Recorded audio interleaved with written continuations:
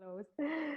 And you can still write. And I invite you all maybe just to really arrive here. Maybe you had a busy day, so just close your eyes to feel your body and take few deep breaths.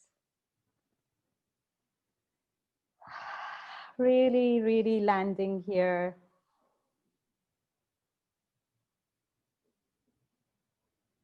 Maybe you like to move your body, or just little shake or shoulders shrugging or whatever. Just allow the body movement, whatever is natural.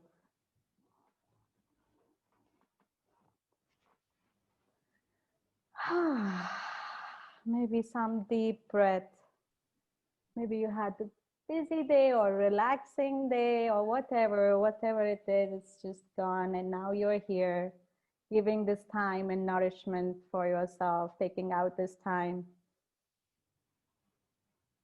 And as our subject is on emotions and sexual behavior, so I like to invite you to feel what emotion is currently present for you.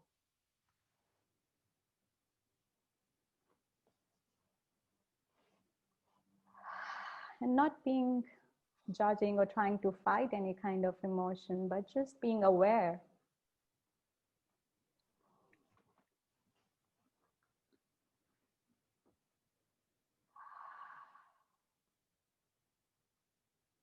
Maybe it was a busy day or maybe it was a holiday for you. Whatever it is embraced in this moment.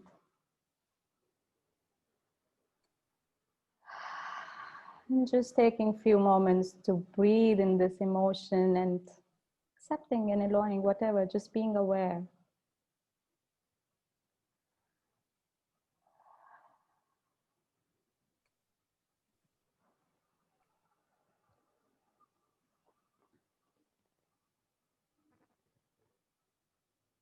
And feeling your body,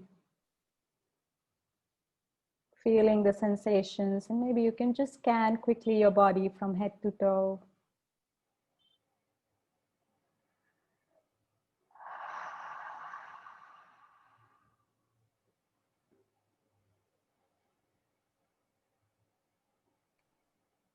And whenever you're ready,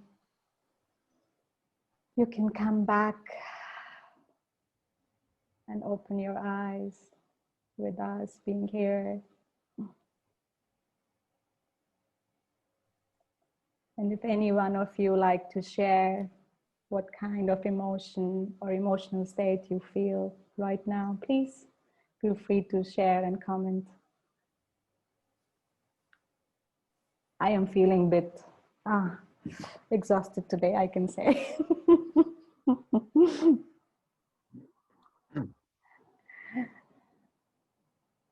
Okay, I see a lot of silence. So let's begin. Let's welcome Vikrant Sentis and Robyn Dalzen. Robyn is tuning with us from Utah all the way, Salt Lake City, and Vikrant is tuning in with us from Chile, Santiago. Welcome, welcome guys. Thank you for joining us. Vikrant has been a dear, dear friend, and I know him since many years, and he has been very, very inspiring in his work, what he does.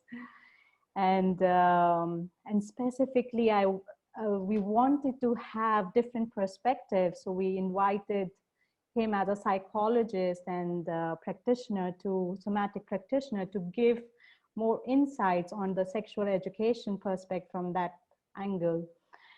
Vikrant is a counselor, psychotherapist, and author and founder of the Experiential Center for Human Development. He has been training therapists and facilitators in the humanistic transpersonal psychology for more than 20 years. And recently, he has launched a book just 2 days ago. The name is At Every Point on the Mountain Sky, At Every Point on the Mountain, Sky Begins.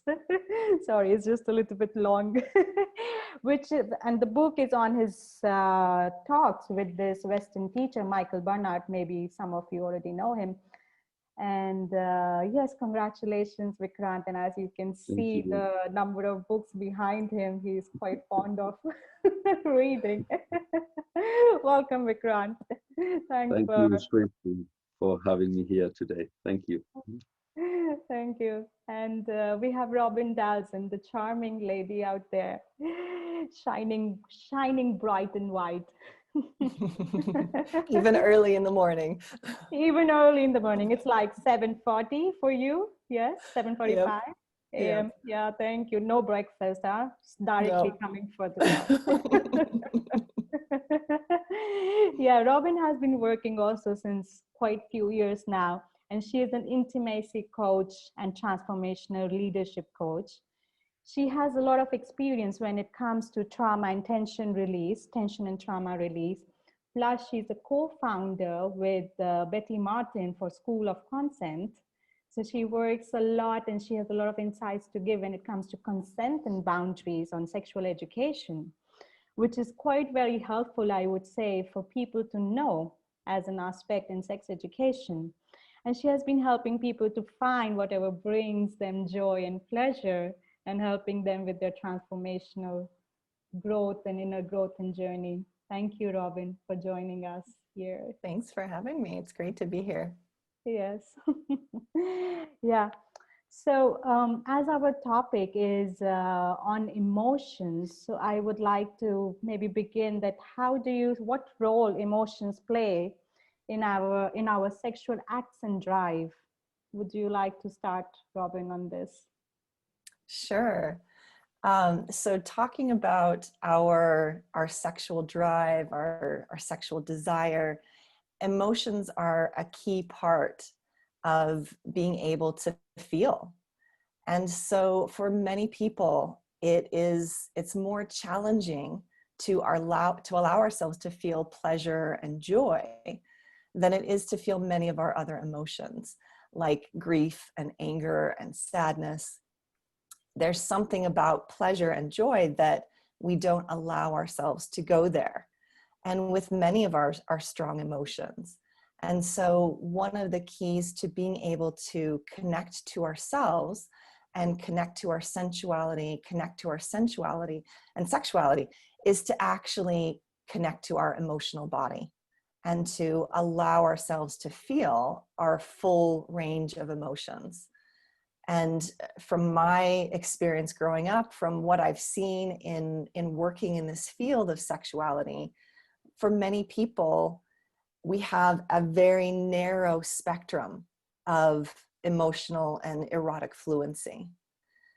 So if we want to avoid feeling grief, feeling sadness, feeling immense pleasure, we have to decrease that range of what we're willing to feel and experience. And the more comfortable we become with this full spectrum of emotions, feeling our full range of grief, of sadness, it also opens up our capacity to feel our full range of pleasure and joy. And so being able to connect to that and to feel comfortable in our bodies connecting to emotion also helps us to feel connected to our sense of sensuality and sexuality. Yes, exactly. Because our the most hurdle I see is with our sexuality is we try to numb ourselves, and if we numb ourselves, we do not feel. So it's important that we feel the emotion to for our sexual drive to be activated and to be charged up, and to also know what really drive our sexuality. So thank you, Robyn, for bringing this point. Yeah. And Vikrant, what would you like to say and add over I here? would say that basically the function of emotions is to give us information about the encounter of our organism with the environment. So emotions are the way we collect information about what we get from the environment and in which direction to go. So regarding sexuality, I mean, without emotions, there is no sexuality. You know, it is the way we know what we want and what we don't want. And as Robyn was saying, if we numb ourselves, if in our intention to avoid emotional pain, we decrease the amount of feelings that we can feel, at the same time, we will decrease the amount of pleasure that we can feel, because we cannot just repress a part of ourselves. We numb the whole organism down. So in order not to feel pain, we take away pleasure without actually knowing it. And I found this all the time when I work with people. People want to feel more pleasure, but they don't want to go into their emotional pain. And that's simply impossible. You know, once you become alive, that means, as Robyn was saying, that the full range of your emotions are available for you. And pain too. Pain is part of life. Pain is part of being alive. If you want to avoid pain, you will take away pleasure with you. Yes, exactly. We try to choose probably only the roses come with the thorn. We forget that probably in the real life. And it's the same with pleasure. We can't escape. You know, we try to make our shortcuts and we say, oh, we don't feel pleasure because we don't want to feel the pain. And so it's important that we don't try to take our shortcuts and really go into the whole spectrum of the human emotions, which can allow us to, yeah. And there's something else there that I think it's also important. Every being that it's alive in the planet has a basic survival mechanism, which is to seek pleasure and avoid pain, you know. And that we have as kids when we are born, but as we grow up, due to trauma or emotional condition, this basic drive looking for pleasure and avoiding pain gets twisted. And as adults, we are focused dramatically on pain, aware where pain is coming from, and the possibility of pleasure comes up, we get scared and we run away. So we avoid pleasure and we're fixated on avoiding pain. So what do you think, as you have already touched up, you know, as growing children, what sets up really a healthy emotional foundation for children growing up, and how parents can support it? Because in this summit, we are really touching this point that what parents can give to their children in terms of sexual education, in terms of strong emotional foundation. So what are the key points would you like to outline over there? Maybe Vikrant can start and then Robyn can follow. Yeah. Well, I think the basic thing is in the first 3 years of life, especially within the first year of life, you need to provide secure attachment for your kid.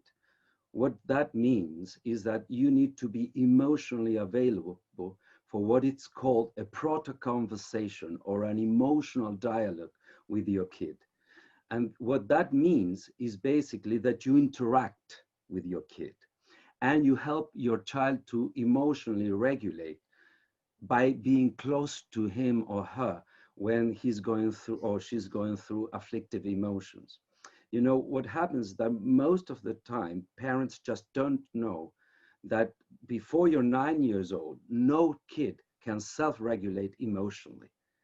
Kids regulate in the close contact with the adults that take care of them. So if you want to have a healthy adult on an emotional level, you need to have a securely attached child, especially on the first 3 years of life. And that means that you need to breastfeed your kid until the kid doesn't want to be breastfed anymore. That means that the kid should sleep with you or close to you until he or she is ready to sleep on his or her own. And this is a huge job, especially because of the way we live in Western society. Ask me, I'm a mother of 1.5-year-old. So breastfeeding and sleeping with the baby, yes.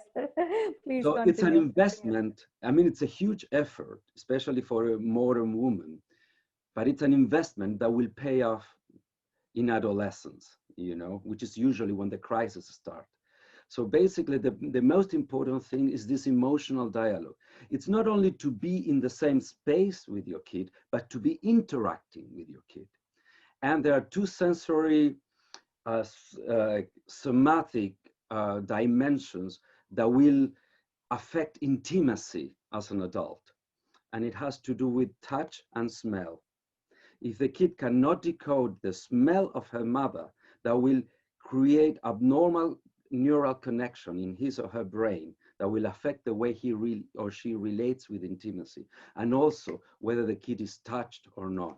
I have seen that in India, for instance, young babies receive a lot of oil massage, which I think it's fantastic. We don't have in normal society in the West. So I think that's what I would like to say about that. Thank you, Vikrant. You really brought, important perspective, and it just made me also reflect as a mother, giving all the massages and breastfeed. Robyn, would you like to add over here? Yeah, well, listening to you speak, Vikrant, it reminds me of one of my favorite quotes by Margaret Atwood, and she says, "Touch comes before sight, before sound. It's the first language and the last, and it always tells the truth." And so I would just add that in this first year or so of our existence, we're developing our social engagement system. So this is our ability to connect, to make connection. And we learn that through connecting with our caregiver, through breastfeeding, through touch, through that connection, release of oxytocin. And it's that sense of social engagement that creates our sense of safety in the world.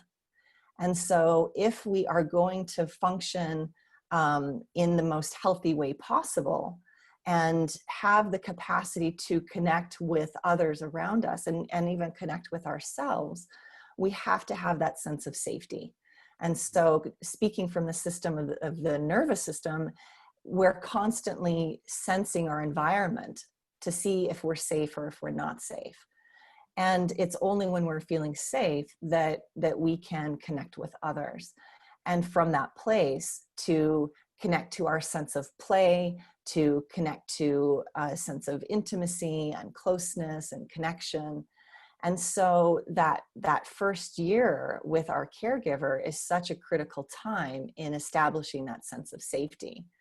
And when we have that sense of safety, then we can feel more comfortable with our emotional expression and have those kinds of connections that we want.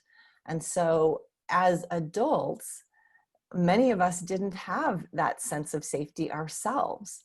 And so in helping our children have healthier connections, part of our work as parents, as teachers, as adults in our society is to do our own healing work and to reestablish that sense of safety and secure attachment within ourselves so that we can then model that behavior for children. And so it's a two-way learning process. We're both teaching our children how to have that, and for many of us as adults, we're relearning how to have that sense of safety as well. Yes, I completely understand that it developed this sense of very strong roots in the baby as growing up, if the parents are there to support his or her early childhood as an infant and as a baby. And I remember even Osh used to say that in every 7 years, it changes for the human being, like 0 to 7 years, and then from 7 to 14, it suddenly changes, a big leap it takes in our growth and development. Mm-hmm. So yeah. And what would you like to add, that what parents should give as sex education to their children, or what kind of sex education parents should share with their children growing up in their, as a baby, as a tween, as a teen, stepping into their adulthood? What sets their strong sexual foundation? Yeah, so I would say it comes back to what Vikrant shared about the importance of touch and the impact that touch has on our sense of safety, our sense of ourselves, our sense of being able to connect with the world. And as children, as infants, we all were touched against our will before we could speak. So before we established our ability to communicate our wants, our needs, our desires, stuff was happening to us. We were being touched, and hopefully in most cases, it was for our well-being. It was for our survival. You know, we were fed, we were clothed, we were bathed. We needed that touch and connection. And there are ways that there were times that maybe we didn't want it, but we couldn't communicate that. And so what we learn as infants is that touch happens to us. And we learn that it's something that we just have to go along with, that we have to learn to like, whether we want it or not. And that imprint impacts our ability to create consent in our relationships and a sense of autonomy over our bodies.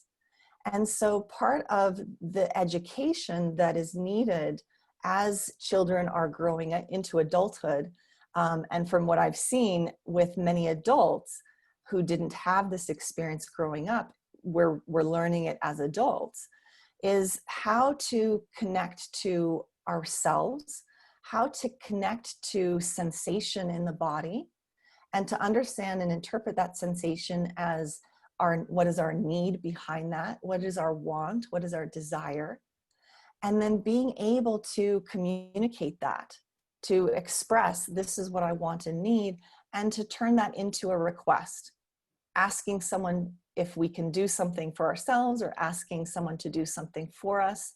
So creating consensual agreements with others about what is happening, whether that is sexually or in every other aspect of our lives. Our ability to create consensual agreements is critical to not only feeding ourselves, getting our needs met, but also creating a sense of safety and autonomy around our bodies and what happens to us or doesn't happen to us. And so oftentimes when touch is happening, it can get really muddy really fast. So we both want touch, we want connection, we want intimacy, and yet we haven't clearly established this ability to speak up when we don't want it or when we've had enough, and to say no or stop, because of this mixed message in our bodies that's deeply ingrained in our nervous system, in our psyche, that touch is something that we should just go along with. And so starting from an early age, if we can help to establish a sense of body autonomy, as soon as children start speaking and start expressing what they want or what they don't want, to honor that. You know, not telling our child, you know, go and hug your grandmother if they don't want to, which can be difficult. And, you know, as parents, as aunts, as friends, of being aware of that autonomy around touch and connection, and asking a child, do you want a hug? Would you like to share a hug? And if they say no, to honor that and respect that and wait for them to come to us. And so there are some ways that we can start to instill and train children to start to notice that they actually have a choice when it comes to touch and when it comes to their bodies. Yes, beautiful, Robyn. I already see that you have opened the conversation for also our next topic of discussion, which is consent and boundaries. So we will come back to that, but let Vikrant also contribute on this sex education for children from parents. Vikrant. I absolutely agree with what Robyn is saying. I would add a couple of more things. The first thing is that we have to understand that we cannot educate our children in a way differently than we behave and they see that on our daily lives. I mean, we can teach our kids that sex is natural and it's beautiful and it's normal and it has to be honored. But on the other side, the way we behave show that with what's happening and the way we relate to sex has nothing to do with that. I mean, we tell them that it's normal and it's beautiful, I don't know, to have your genitals are beautiful, for instance, it's normal, but on the other side, they see that it's the first thing that we run to cover up, you know? So kids are not stupid. They can see, you know, that there's this double discourse. One thing is what we say, and the other thing is where we are. So I think the most important thing with parents is that we need to come to terms with our own sexuality. And from there, something will happen in relation to kids. And apart from boundaries and concern that I think it's fundamental, I think on a general sense, I would talk about, you know, showing or with your example and the way you live your life, that sex is something natural, that sex is something playful, that sex is something that can be fun, if it's of course consensual, and it has to do with what you want and the way you want it, and that it's basically, you know, nature's greatest gift in a way to us. It's it doesn't matter how stupid you are. It doesn't matter how educated or uneducated you are. It doesn't matter at all. Every single human being has the capacity, the innate capacity to enjoy this dimension of themselves. So in a way, I often have the feeling that the way we construct this, either through repression or through obsession, is that this is something really important, you know, it's a major thing. And this is, you know, and we take away the whole playfulness about it. Usually sexual education goes around the physiological functioning of the sexual organs, but I rarely see education for pleasure. I rarely see education on recognizing your own sensation around what you want and what you don't want.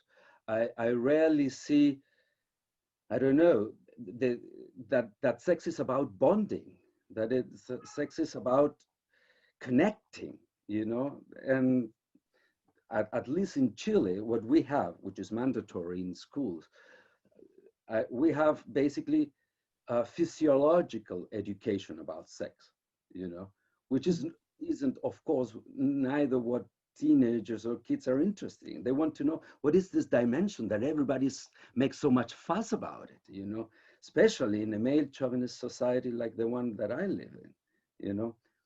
But I think it has to start with the parents. You can't just decide that you're going to teach your kids something where you're not at. Yes, exactly. And this is what in the afternoon session, we zeroed down that the work has to begin from adults and from the parents. So the first is setting ourselves right, because we are the idols for the children to growing, you know, while growing up, they copy us.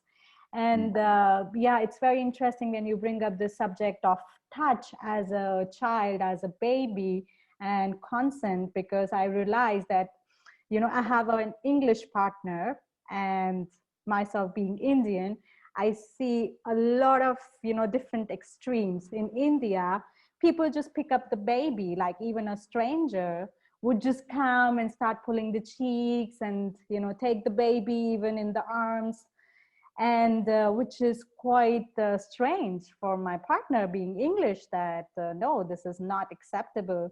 And so this is like, you know, how to bring that balance of Western and Eastern, I would say, where, because it's also not like a strong wall of saying just no, but it's like porous, how this. So would you like to say something on this? Probably, you know, to start on consent and boundaries as a child, what parents should choose. Like for me, I'm like, okay, a little bit, but yeah. Yeah, and every parent needs to find what works for them.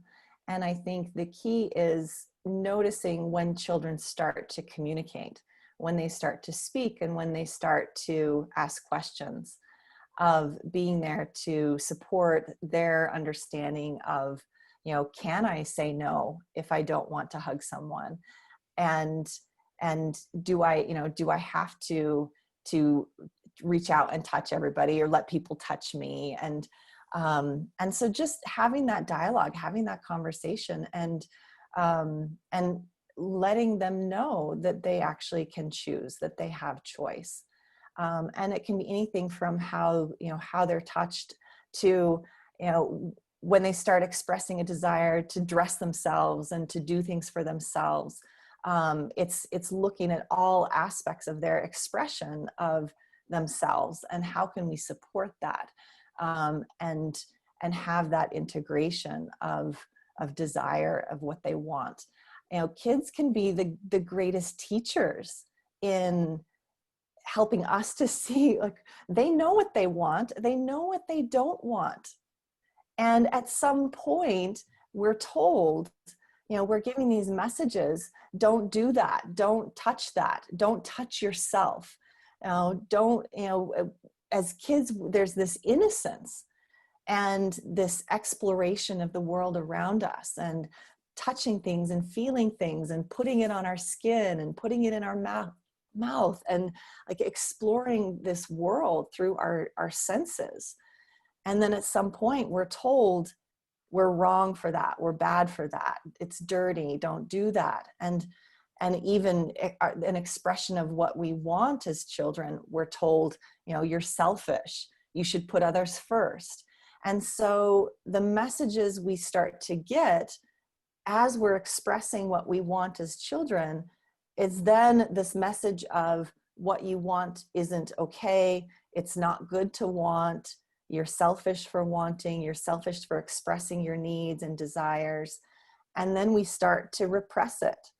And so with the work that I'm doing around consent is helping people connect back to what it is they want, and noticing that there are different ways of getting our needs met, that we can either reach out or move toward what we want, or we can ask others to give us what we want. And so relearning these two ways of receiving, of getting what we want, either through our own action or through the action of another, is so important. And I think we'll talk a bit later about how sexual abuse can come into this. And I'll just say now, when we're taught that it's not okay to reach out and reach out and touch someone, and to create a clear agreement around that, then what we're left with is either trying to sneak it, steal it, suppress it, or subvert that into giving something that we want instead. And so it's a process of relearning how to establish these clear agreements and speaking to what it is we want. That is so important in helping us to avoid moving into some of these shadow behaviors of ways to get our needs met. Yes, I really like how you said that, children, they know it, they clearly give the messages what they want in that moment or not. So it's just that we need to honor and respect what are their needs at that time or in that moment. So yes, that's and this power of choice, if we can gift them as growing up, they would also learn this in their adulthood, that they do have a power of choice to say yes and to say no to both. So they feel empowered. Yeah. And so much of it feels like so much of our sex education is around fear. It's around what to avoid. It's to avoid bad things happening. It's to avoid, unwanted pregnancies, or it's all fear and avoidance. And so I love what you said, Vikrant, about where's the education around pleasure, around love, around connection, because that is just as important in our sex education as avoidance of the bad things. And so I would love to see this other side represented in sexual education. How do we have the relationships that we want? How do we have the connections that we want? How do we have integrity when it comes to relating and being able to communicate our needs and our desires and to get them met? Like that, for some, that's even a fear. If I ask for what I want, I might get it. And then what do I do? So there's a whole other side of this that is about the joy and the pleasure of connection that is missing. Absolutely. Vikrant, would you like to add here something? No, I have nothing to add. I think Robyn said it beautifully. Yes, she said it well, and she covered, I think, all. So as you have already opened, we are talking on consent and boundaries, and I see this is one of the gift I got through Tantra, and which I would like to share with all our, viewers is, for me, what I learned is that we all probably are looking for intimacy. It's not necessarily sex, but we are just looking for a connection and for an intimacy, and how in a mature way we can create a container to communicate our needs and desire and play in that. Like, for example, I have even I have had intimacy with people without intercourse, or just sleeping and sharing on the same bed and cuddles, and or maybe just sharing a shower together, but nothing more. So it could be like different play you can do, and you can see where, how far do you want to go and not, and choose. So Robyn, if you would like to, yeah, further enhance on this, please. Oh boy, there's so much. I think one of the greatest lessons that I've learned in this space of intimacy is being in this state of play, and letting go of the goal-oriented type sexual encounters. So, and particularly in the Western world, any conversation around sex is around getting to the orgasm, getting to that goal of peak experience. And I've completely thrown the word foreplay out of my vocabulary. There is no such thing as foreplay, because it designates that there's a destination to get to. And so it's just play. It's connection.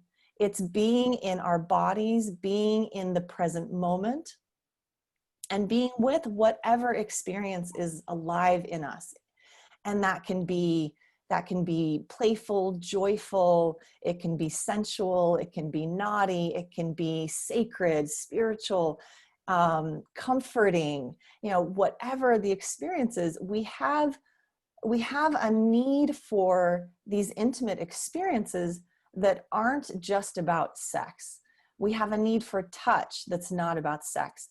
Oftentimes when the touching starts, it's like touch and connection is equated with sex.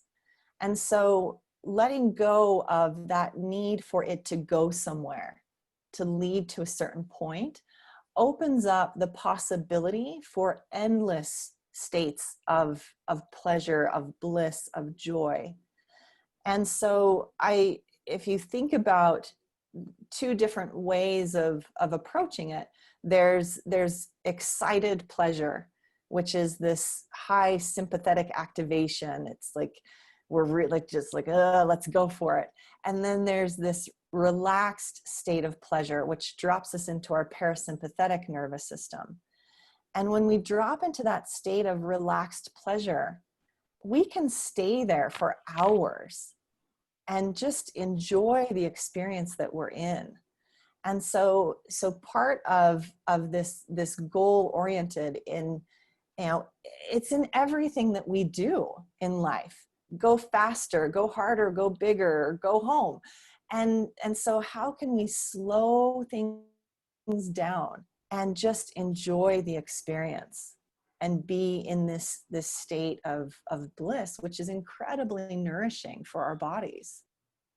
Exactly, absolutely. I feel like now we are talking. I'm feeling the mood. I'm just receiving.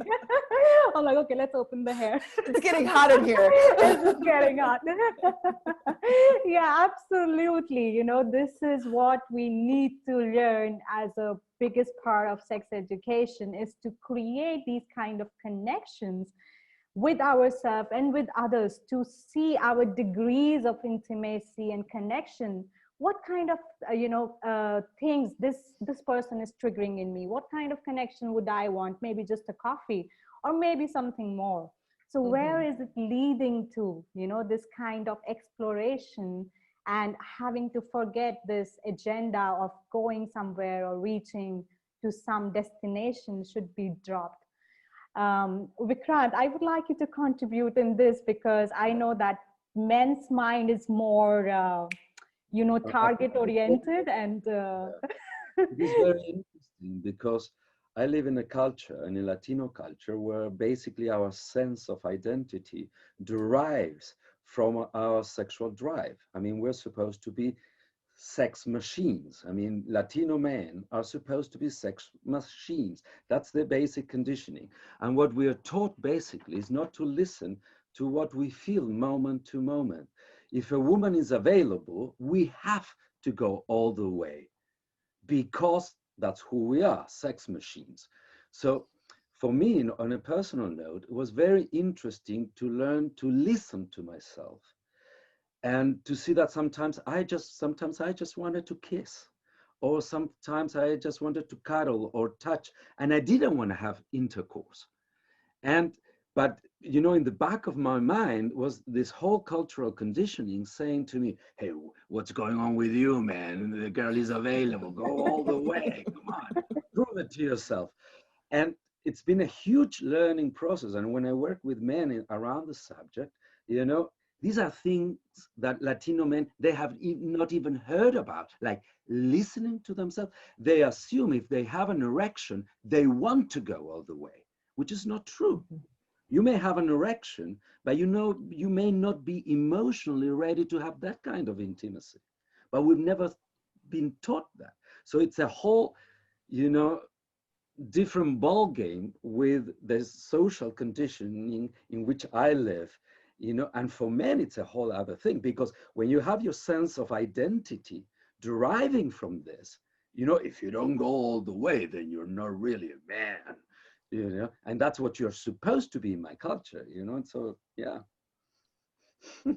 So what can you tell the men to learn, you know, how can they learn to drop this? Actually, we just need to slow down a little bit and listen to what we really want to do, moment to moment, without being focused on the final orgasm or the final result, or as they say in the United States, to score. You know, I scored. You know, that's what teenagers say. I scored. You know, it's like, yeah, I put the ball over there. You know, it's like you're playing basketball or something. And basically slow down, listen to yourself, and you will find that there's a huge variety of feelings that will give you information about what you really want to do. Sometimes you really may just want to kiss or cuddle or touch intimately or have oral sex or whatever, but perhaps you're not ready for penetration, you know? And that is something that when I propose this to men, I'm talking in Swahili for them. They have no idea what I'm talking about. They've never heard that, you know? So it's slowing down and listen, and you will find the information there. Yes, and I feel it's also means, as a woman, I can say, if the women has, as in Tantra, we say that the women are the initiatress, you know. So if women can make the man slow down, because man is more target oriented, but women is more enjoying the sensual play and everything. So she can take the time and she can have this choice, and she can help I, him I to, can yeah. add something. I don't think men are target oriented per se. I think that's a cultural conditioning. Mm-hmm. Men are as oriented to having a pleasurable experience as women. We just been conditioned to think that we need to go all the way. You know, that's what I wanted to say. Right. Thanks for correcting. Yes, Robyn, you want to say something over Yeah, here? can I add one more piece to this? It's in addition to the cultural conditioning, we also have a biological conditioning. So our sexual arousal and desire, it comes from the brainstem, our most ancient part of the brain. So when you say like, yeah, in the back of my mind, it's like, oh, go for it, do it. It actually, it's how we're wired. You know, so we get this impulse, this arousal in our brainstem, and our thinking brain is not online. Like, it's separate from our brainstem. And so if we just follow that impulse, it's like, yes, my body wants this. I must, you know, I must get to orgasm. It's a biological programming. And, you know, when we, you know, there's all this conversation about conscious sexuality, what we're actually talking about is bringing our cortex online, our thinking brain, our noticing brain, and being able to slow down and notice what's happening in our body, and then come into a place of choice. I'm feeling this. What do I want to do about it? Do I need to chase it, or can I slow down and enjoy what's happening and be in the moment and have this connection? And so as we bring our ability to notice online, we then can maneuver with more choice. Yes, yes. As I see that we have already now in this conversation opened the space for another, you know, topic which I like to touch, and I see we are taking time and there's so much to talk on. Love is an important emotion which we see for feminine to reach to an orgasm. What would you like to say on, you know, different things like sex, romance, desires, fantasy? How people can choose and play among these different, yeah. Yeah, this is a good one.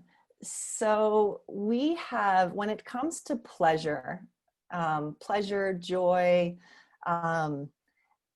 there are different components that contribute to our experience of pleasure. So we have the sensory experience, which is based on the stimulus. So our body has all of these nerve endings, and we're taking in stimuli through all of our senses. And that can give us an experience of pleasure. We also have the meaning making, or the context, that creates an experience of pleasure. So when you talk about love and romance, that's all meaning making. And then the third is, where do we bring our attention? And so I can bring my attention to the meaning making. I can expand on this fantasy and create an experience of pleasure in my body. Or I can bring my attention to the sensory information, to the stimulus, and that can create an experience of pleasure in my body. And we can play with all three of those components. They're all present in any given moment. And we tend to put more weight, for example, on the meaning making. You know, I only want to experience pleasure with my partner. I'll only have sex in a committed relationship. I feel love, therefore I feel pleasure with this person.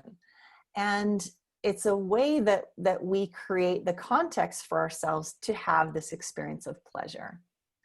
And so one of the things that I teach is being able to decouple that meaning from our experience of pleasure and expand the possibilities for pleasure. So for many of us, we are less sensitized to the sensory experience. And so a lot of the work I do is inviting people to open up their capacity to feel more sensation on their skin and experience that as pleasure. And it comes back to, I think we keep coming back to this slowing down, the more we slow down, the more we feel. It expands our capacity to take in information and to take in sensation. And so I love playing with the meaning, and I love playing with sensation, and I love being able to choose where I bring my attention in any given experience.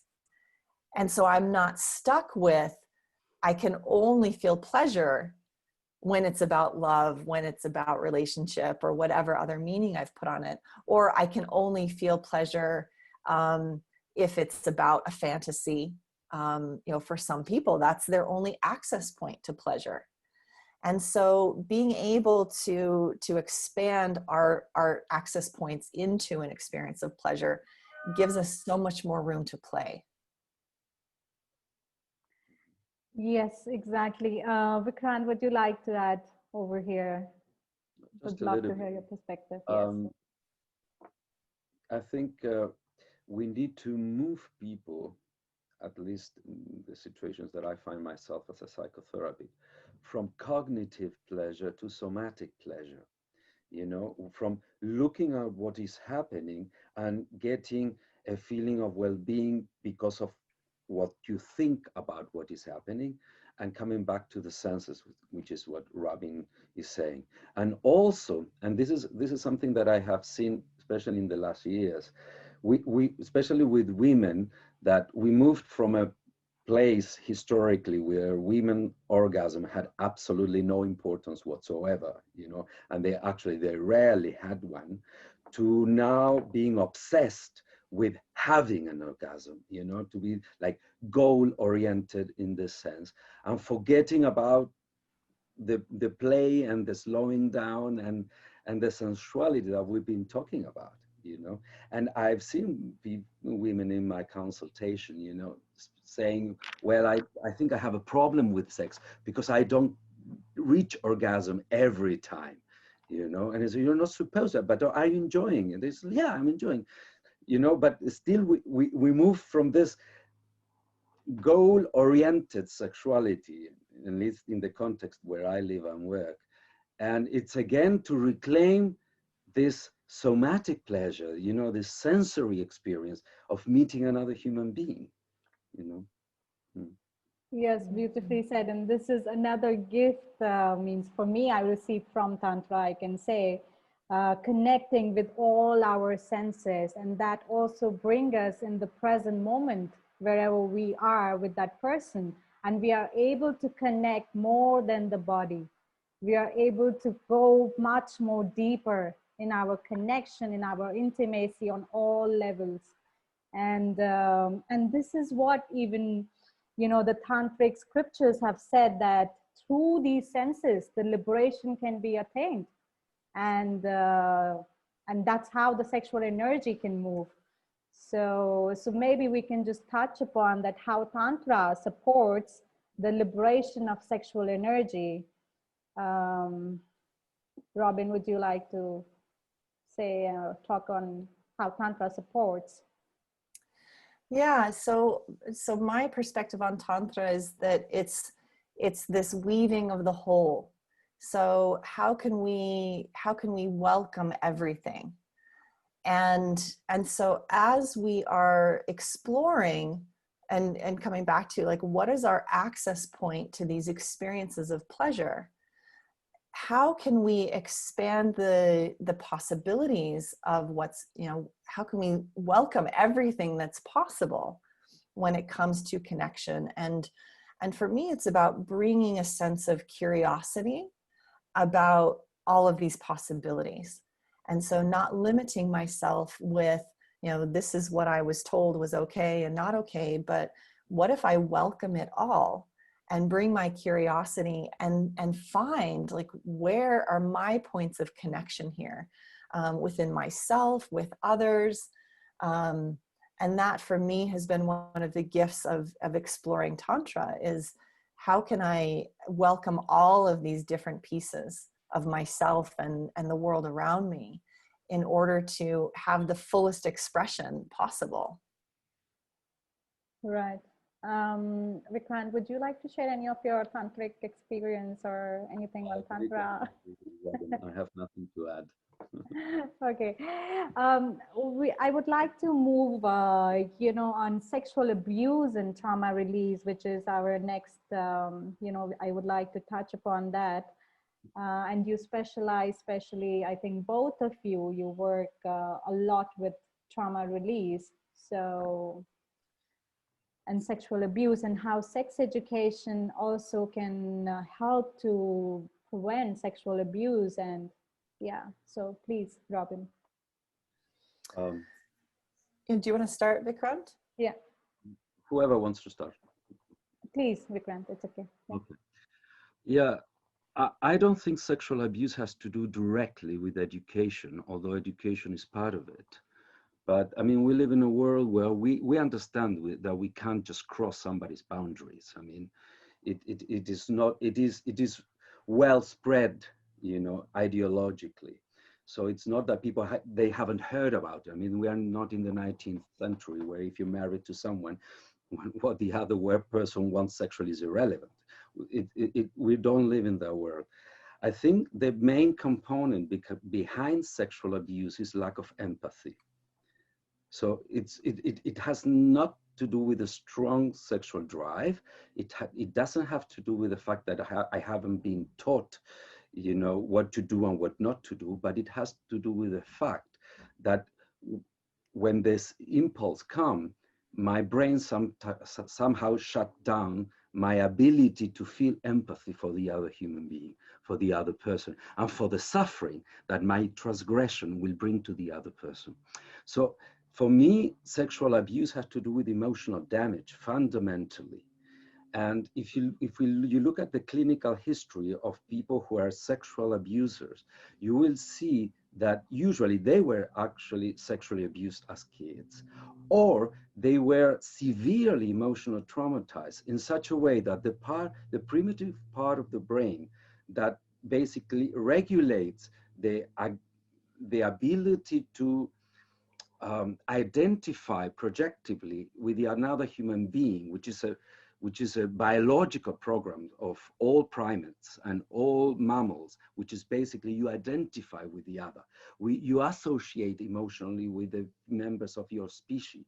You don't kill them or fight them unless you feel attacked, unless you feel that you are in danger. But if you're traumatized as a kid, if you are severely neglected in your natural needs as a kid, if you are left alone, if you're abandoned, if you are sexually or physically abused, if you're forcibly fed, which is something that rarely is talked about, which is also a huge act of transgression to the boundaries of a kid when you are forcibly fed, if you have that kind of experience, your brain shut down your ability to feel empathy for the other.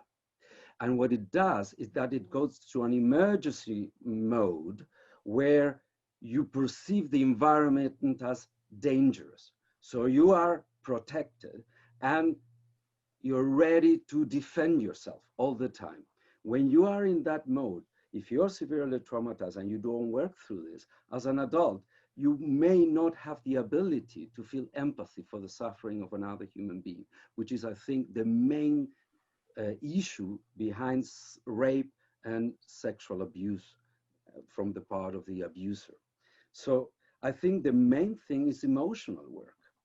I mean, education, of course, plays a part of it. And in a patriarchal society, in a male chauvinist society like the one that I live, of course, there's a huge education about the role and how you view women in terms of their own space, their own freedom, their own body, etc. But the main thing I would say it has to do with emotional work. It has to do with the fact that somebody who is a sexually abuser is somebody who's emotionally damaged, not only somebody who wasn't educated around it. Mm-hmm. Yeah, I agree.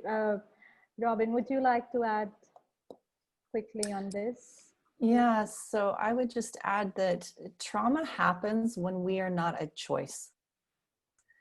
And so by learning to come back into choice, and that includes, you know, being able to speak up for what we want, and being able to speak up for what we don't want or what we're not willing to engage in, is an important part of coming back to choice and coming back to that sense of autonomy in our body.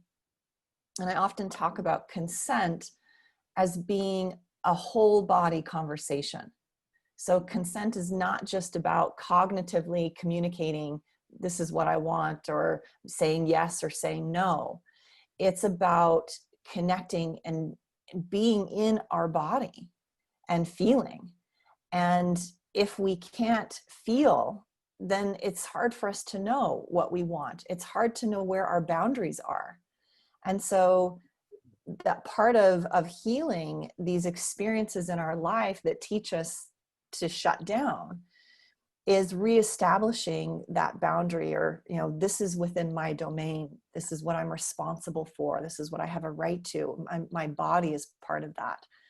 And so learning to be in consent is this whole body conversation of knowing and connecting to what I feel, what I want, and then being able to articulate that and create agreements around that. Would you like to also talk a little bit on the tools for trauma release?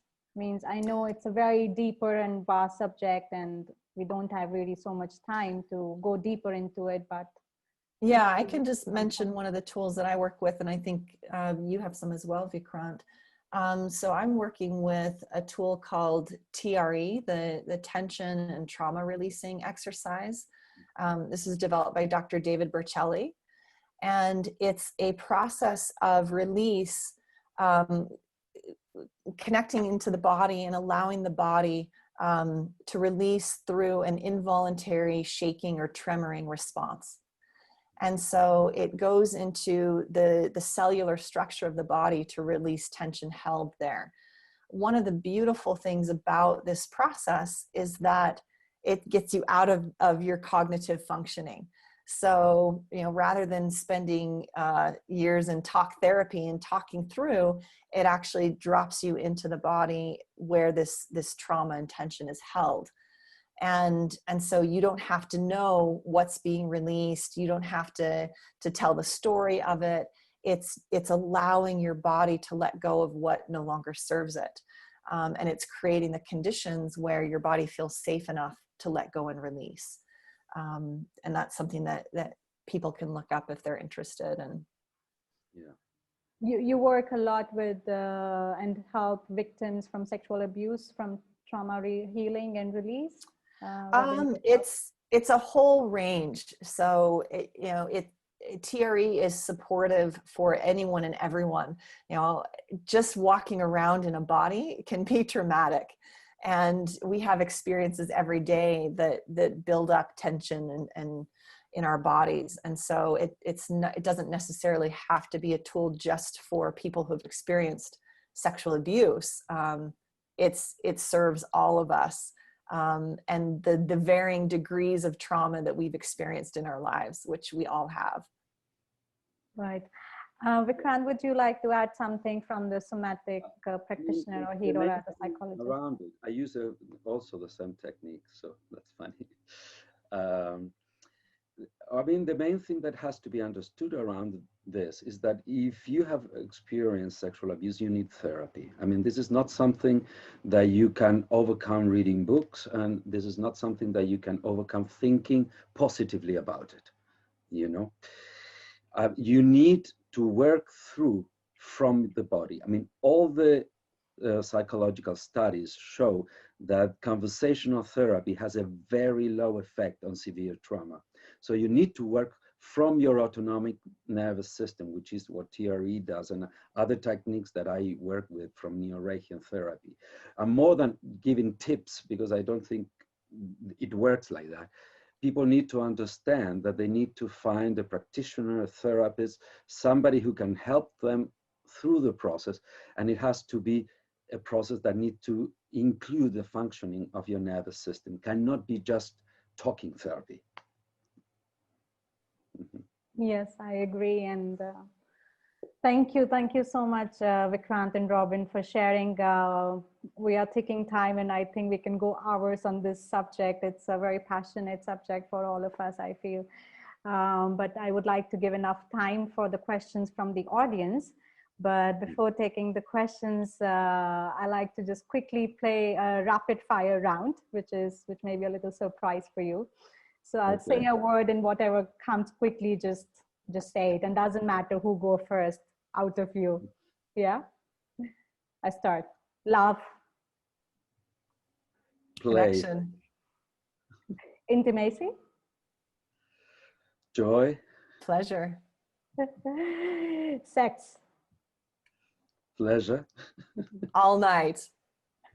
Polyamory. Lovely. Curiosity. Monogamous relationships. Boring.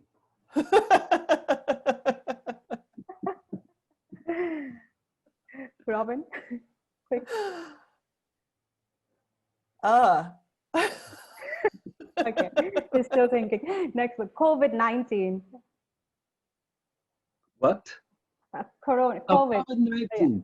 Yeah. A great time to stay at home, not travel so much. Grief.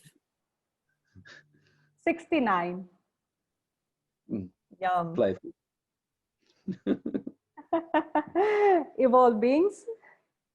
I love Shristi. Yeah. Much needed. Thank you. Thank you, both of you, Vikrant and Robyn, for sharing such interesting research and logical based approach. And I see already a lot of questions on our chat box. So let me read out one by one to you, and I'll try to take it from the first ones to go. Just a second. How to guide a man to listen to his body when he's grown up with porn? That's a nice question. Okay, I go. I mean, I think porn has made, at least in the Western world, so much damage to men as Walt Disney has done it to women, you know, and it is basically false expectations, you know, and ideas of how sexuality or intimacy or connecting works. They have absolutely nothing to do with reality. And this goes as well for porn as for Walt Disney, you know, movies. I think it has to do with reconnecting with your emotions. You can't just take sensuality outside the box or put it in a box or outside of the whole range of experiences that we have as human beings. So when a man begins to be more sensitive to all his feelings, not only to his sexual feelings, but to his anger, to his fear, to his emotional pain, to, I don't know, to his self-doubts, to his feelings of inadequacy, inferiority. When he opens up to all this, you know, he will also open up to his own vulnerability. And this, I think, it's the key. In sex, intimacy is not about anything else in this dimension than being vulnerable with another human being. If you can be vulnerable, porn will be left behind because it has nothing to do with it. Porn has to do with ideas of performance using somebody else's body. When you are vulnerable with another human being, and for that, first you need to be vulnerable with yourself. So you can't just guide your man into sensitivity outside porn. You need to guide or help your man. I don't like the word guide or help, but suggest your man that he really needs to get in touch with his own vulnerability. Yes, excellent. We have been taking, in fact, Elena, this question nearly on pornography in every session of ours, because we know it has a huge impact on sexuality. And that's the biggest, somehow people think it's as sex education resource, but which is not. So the first thing is his own willingness to have. So you cannot help somebody until and unless he wants to be helped. So first is his own willingness, and then the ways, many ways are open for him to be guided. Yeah. I'll take another question, Robyn, and yeah, we move. Yeah. Yeah. What are the chances of being both partners on the same plane as far as connecting pleasure is concerned? That's a nice question, because yeah, I have seen this question many a times, that when both the partners are not in the same dimension, then what do people do? Mm-hmm. So one of the tools that I use is around teaching, particularly working with couples, is teaching them about taking turns. So it's beautiful and it's wonderful when we're on the same plane, when our pleasure is found in the same ways, and it's not always there and it's not always possible. And so how can we create a space where both people, or all people, if you're more than two, that all people are welcome in their expression of pleasure, and slowing down and coming back to this place of curiosity. Like, what is it that brings you pleasure, and how can I support your experience of pleasure? And let each person have their time and their space. And so I might go into a space of giving and letting you explore what brings you pleasure. And then it's my turn to experience what brings me pleasure. And another person contributes to my experience of pleasure. We don't give or receive pleasure to each other. We experience it in our bodies.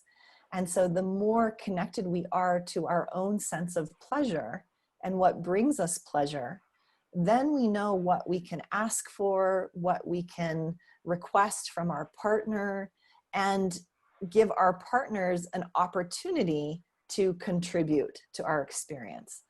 And in that process and in that place of curiosity, we actually might learn things about ourselves that we didn't know by exploring and stepping into the world of another and what brings them pleasure.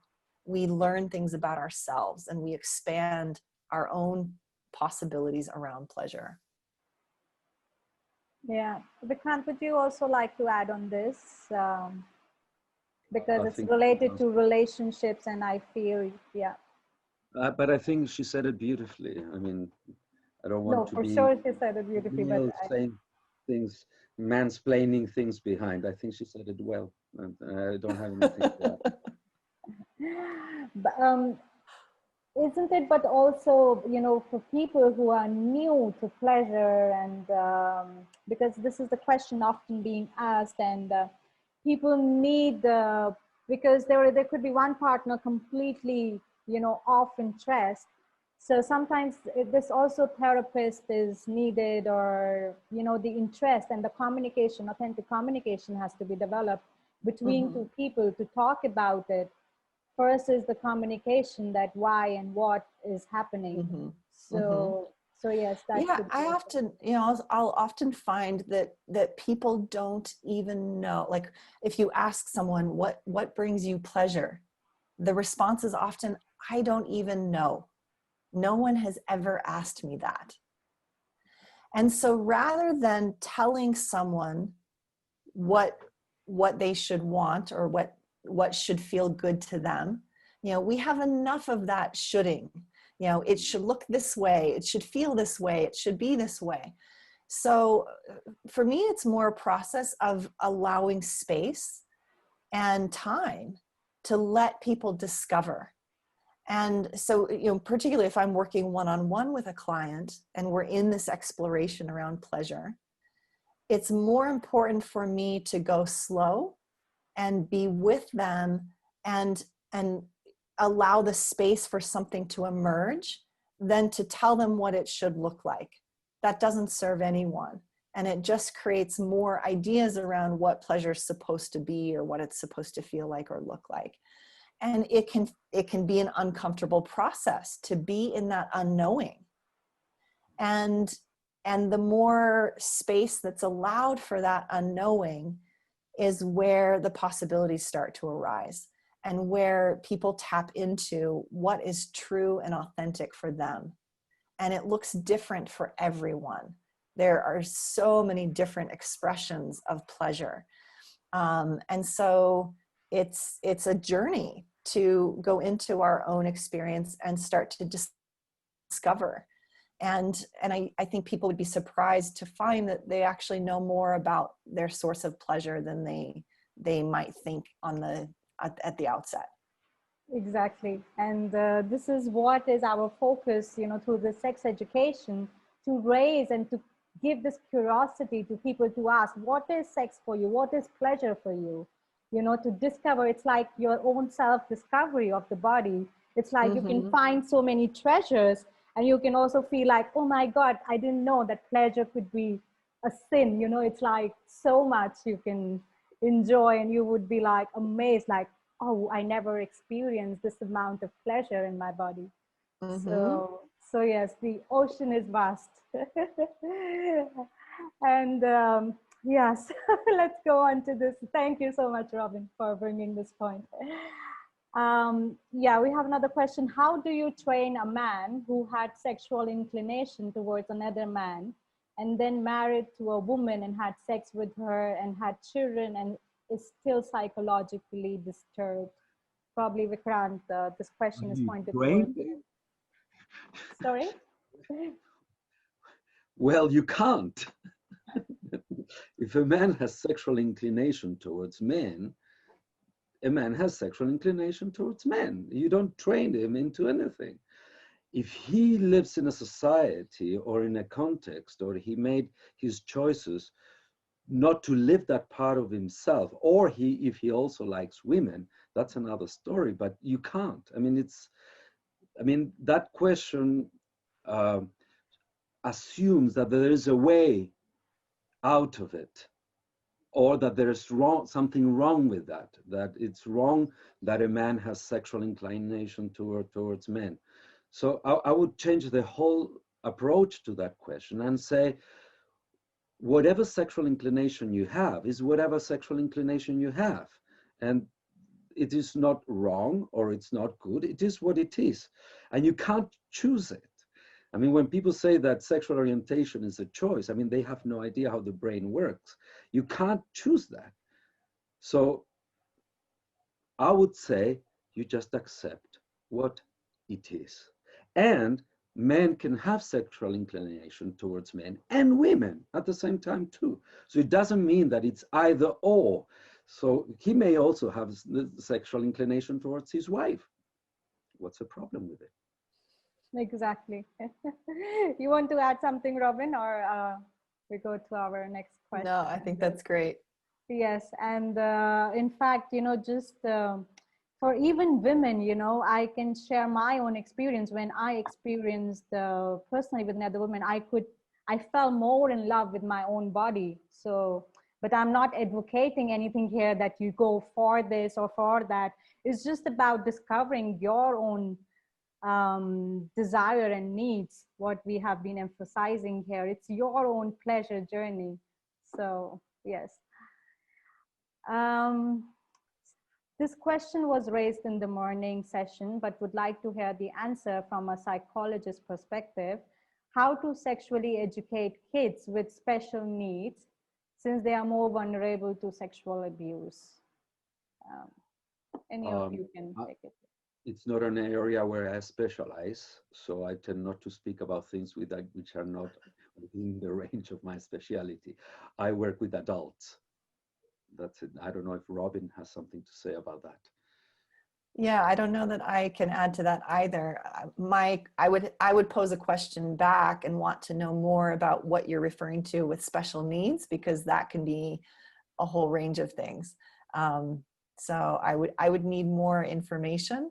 And I also do not specialize in working with children. Okay, thank you for being, yes, honest with your experiences and approach. Jay, what we can do is we have on 14th a specialist who specializes in child sex education. We can pass on this question today to her, and we can see if she can try to address on this question, as this is the second time you have addressed it. So we'll try to take it in this summit. Next, how can I know if I was abused? I have my doubts, but I feel someone abused me.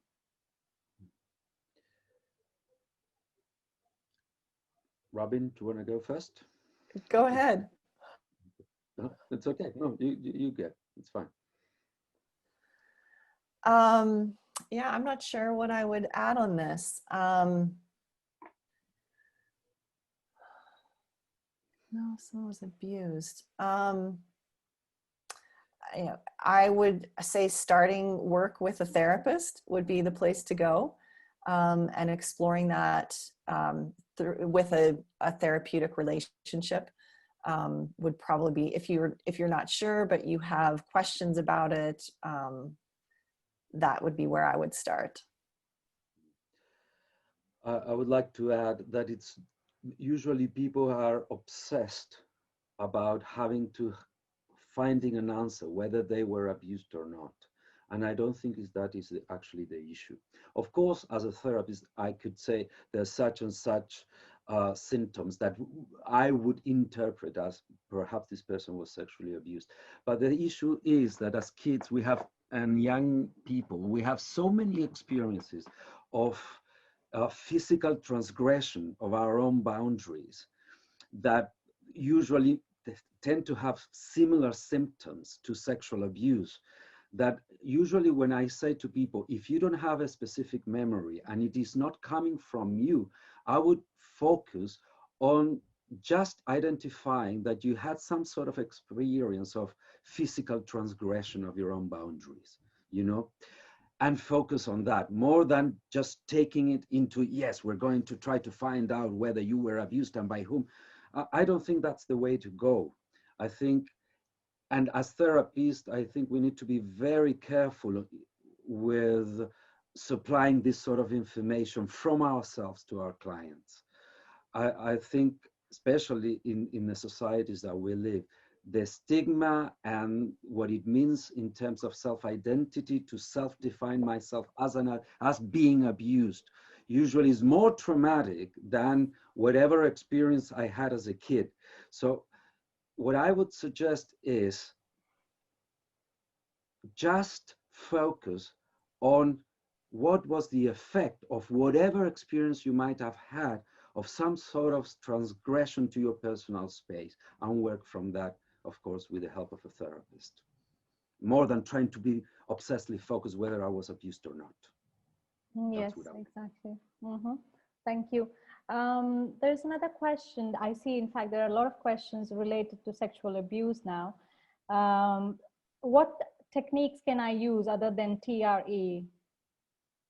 Any of you can take it. I am very much against suggesting techniques to whomever and for whatever context. I think that's irresponsible. I say that needs to be addressed within a therapeutic relationship. That's what I would say, at least. I wouldn't just throw techniques to the air. Yeah, I would add that having support and guidance in that process is important. I see one of the questions around, can you speak to shame in relation to childhood sexual abuse? And one of the antidotes to shame, and this was mentioned earlier, is having an empathetic witness. And so having someone who can be with us and witness us in our experience, whatever that was, whatever emotions that brings up, to be seen, to be witnessed, to be held in that, in a loving space, without judgment, without trying to change the experience of the person. So finding a space where you can be held in that experience, whether that's with a therapist, a coach, but having someone who can hold you emotionally in that experience and allow you to work through that. And so it's not necessarily I like what you said, Vikrant, about giving techniques, You know, oftentimes it's more about being with another, rather than applying some technique to try and fix it. You know, because we're all perfect beings. We've all been through these experiences, and to be seen in our experience is an important part of the healing process. Yes. There's something else also that I would like to add regarding something that I saw there in the chat. To be, I don't know the right way in English. You know, English is a second language for me, so I don't have all the right words in English. The experience of being forcibly fed. How would you say that? What's the right phrase in English, Robyn? When you're Force fed. When you're force fed, has very similar symptoms as sexual abuse, because both are parts of our organism that develop very quickly what it's called in psychology a reflex. It's a learned pleasurable or displeasurable response. So, and usually this is overlooked because our society is focused, of course, on what's being repressed, which is sex. So usually it's very little talked about. But many times I've seen people who had symptoms that on the surface looked like sexual abuse, and the reason was a different kind of physical transgression as a child. And one of them, which is very strong, is to be forcibly fed. Oh, I just wanted to give that as an information. And usually, sometimes our own brain makes symbols of things, and these representations are not necessarily an exact memory of what happened. So it's an area where you have to be very carefully, move very carefully, I would say. Yes, yes. Thank you so much. Yeah, that's a very, very important perspective you gave, that it's not about fixing somebody, but being more present for, you know, for that person. And when you're saying forcibly fed, Vikrant, is just bring up this cultural, Indian cultural conditioning wherein it's considered hospitality, and you put like another sweet or gulab jamun in the plate, and you just keep feeding your guests. And also the babies, like, you shovel the spoon down your throat. You know, it's a completely different experience than what you're saying, Srishti, giving a lot of sweet to your guests. okay, that's okay, no? I'm like, is this the same thing? Forcing kids to eat, basically, to swallow things they don't want to swallow for their own good. You know, Okay. and then you expect them as an adult that they'll be able to set boundaries, when the first loving experience was that the person who loved them shoveled spoon down their throats, you know. Okay, so one more rasgulla is enough, is okay in the plate. All right, the last question probably we can take, though it's already 8:30 here. If someone have gone through sexual emotional abuse in a relationship, do you think it is okay to go in another relationship before going to a therapist and reflecting on the previous experience? Robyn? I don't know that there's a right way to move through these experiences.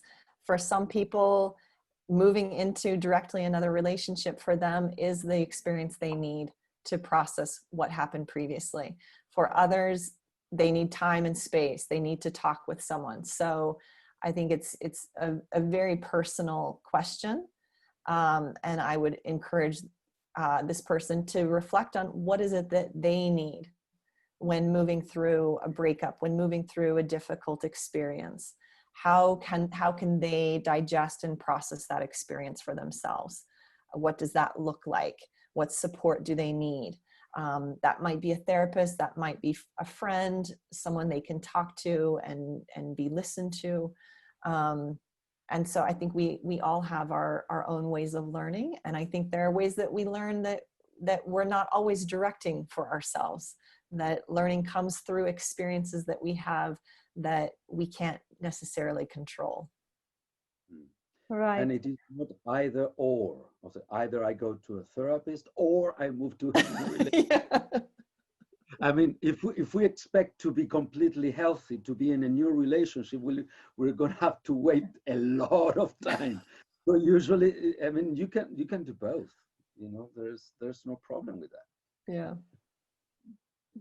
All right. Thank you so much. There are just a couple of questions probably that is for me as an organizer to address. So many people have asked about the recordings. Yes, you will get the recordings. You can subscribe to our YouTube channel where we would be hosting and publishing all the recordings after 14th once the summit finishes. But we still encourage you to come to the live sessions and have these live juicy interactions with the speakers and feel this energy, the global energy and presence of the audience. Also, somebody has asked about the private sessions, I see a lot of thanks for both of you from our viewers. Thank you, Robyn, and thank you, Vikrant. Yes, for sure, there is a possibility to book the private session with both of them. They both work individually with people. You can find their contact on our landing page. There is either their Instagram or their website address. So please connect with them. Also, after this summit, we would have an option to book a session with the facilitator once, yeah. So either ways, you can approach them for a private session. All right, I think that's all. Do we have to pay for the recordings? No, this is a very conscious decision, we have made as an organization. We are keeping the Sex Education Summit completely non-commercial, and we want these recordings to reach and influence as many lives it can. So we are keeping it completely free and available to watch as many times you like. Please, there is only one thing I can ask is how you can support this work is by sharing our link, our page about this summit with your friends. Please talk on your social media network. It helps us to reach more hearts, more bodies, more consciousness, and to evolve sexually globally. This work is very close to our heart and very passionate about. So yes, you can see the link of our Facebook, evolvebeings.com.